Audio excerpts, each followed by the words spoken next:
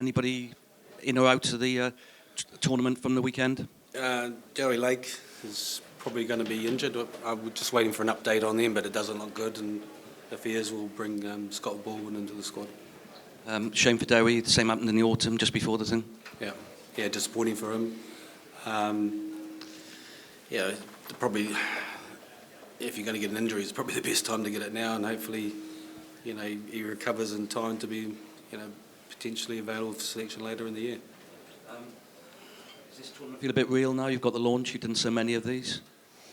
No, it doesn't feel real until you actually start training, I think. So that's I've done a few of these, and it's not the worst one I've done.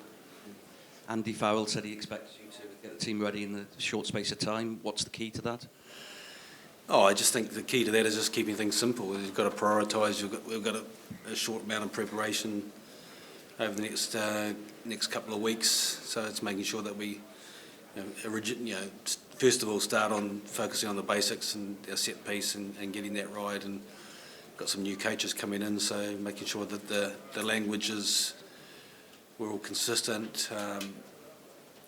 We've got some clarity within the squad in terms of knowing our roles and everything, and then just making sure that we work hard over the next couple of weeks. So, the message will be to the other coaches is, making sure that we don't potentially try and give the players too much information in such a period, and making sure that we don't overcoach in the next couple of weeks.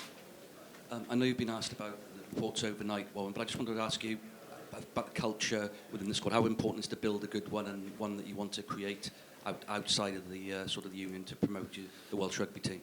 I think that that's always one of the most important things for me in terms of creating a positive culture and the squad, and always talk about the importance of family and what that means, and I've been a great believer in not just talking the talk but walking the walk, and it's just getting a balance right between things on and off the field, and if you do that and you create an environment almost like a no excuse environment, that you can provide the best facilities you possibly can, some quality coaching, to work hard, to give the guys the right balance, like I said, in terms of training and time off, then hopefully you can get some good performances out of the players.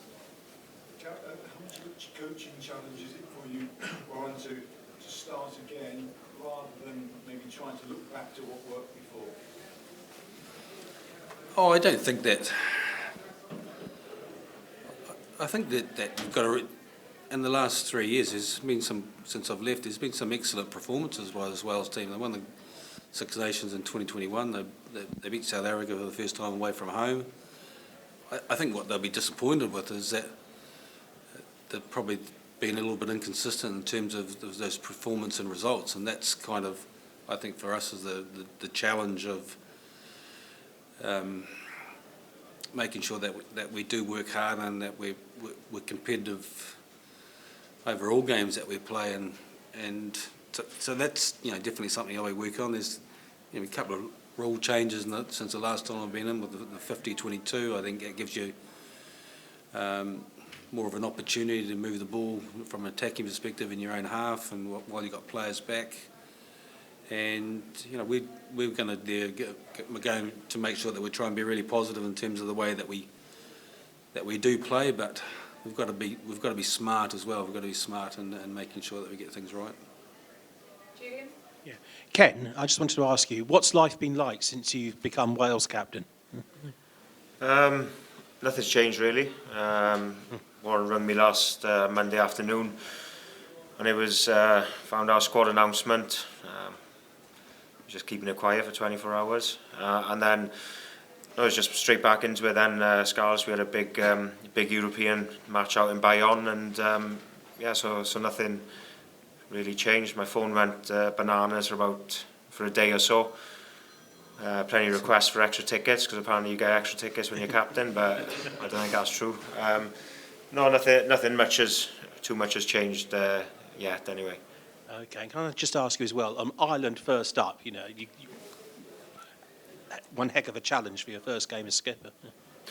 Yeah, it is. They're ranked #1 in the world for a reason. They're one of the best teams. They've been consistently one of the best teams over the last 2 or 3 years. So it is a huge challenge. It's we've got a decent record against them at the Principality Stadium, so they'll be looking at that as well. And for us to be at home in our first game, and new coaches, me as captain, but it's exciting.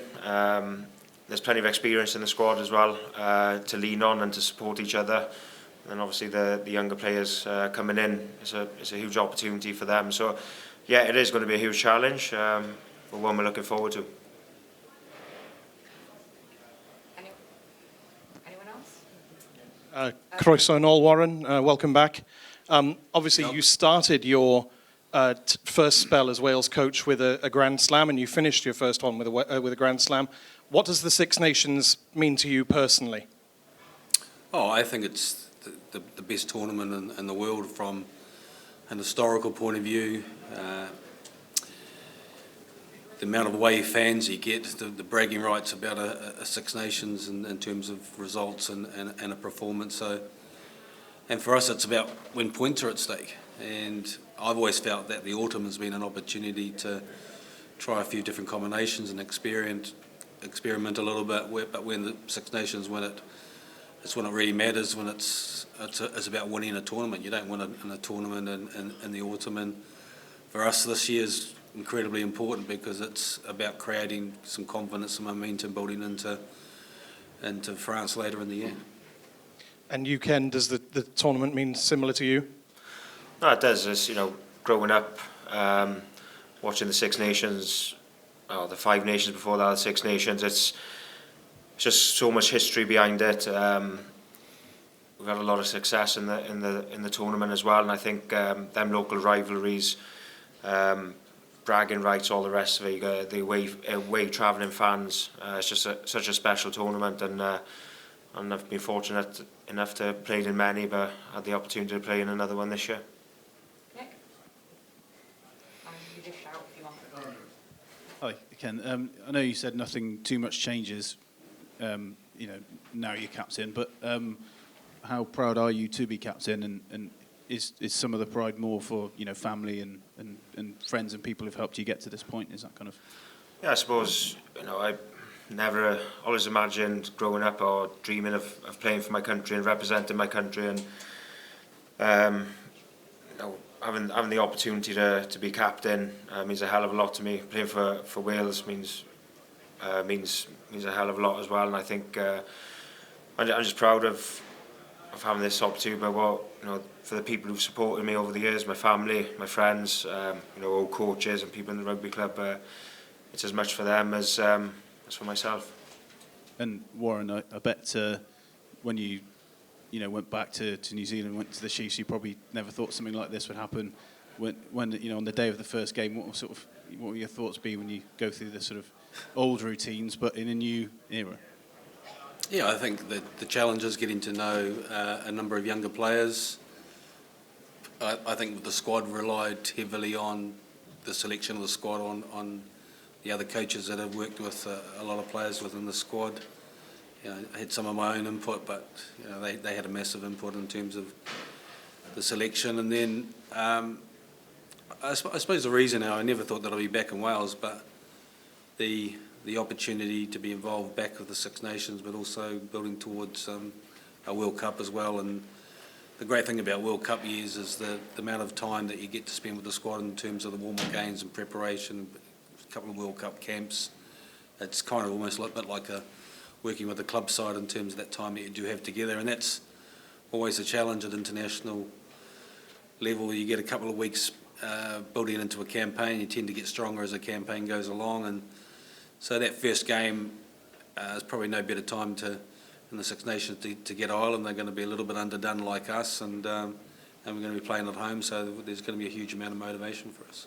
Okay, we'll do one more in the live section with Ben and then move to an embargoed and then kick that off with you, Alex. Obviously, Warren Gatland mentioned the stories overnight about the culture. I just want to know, is that that the culture describes something that you'd recognised at the WRU? Look, I can only speak from experience.